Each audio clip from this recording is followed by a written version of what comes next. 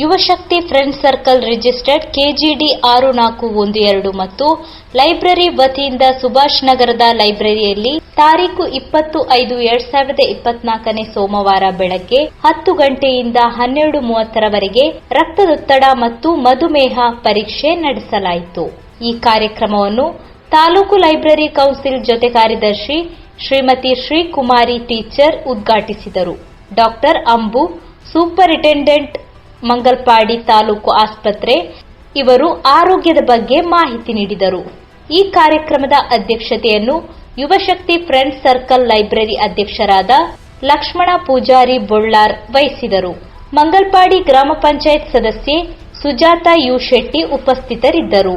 ಯುವಶಕ್ತಿ library ಕಾರ್ಯದರ್ಶಿ ರವೀಂದ್ರ ಶೆಟ್ಟಿ ಬೊಳ್ಳಾರ್ ಸ್ವಾಗತಿಸಿ ಜನಾರ್ದನ್ ಕುಲಾಲ್ ಬೊಳ್ಳಾರ್ ವಂದಿಸಿದರು.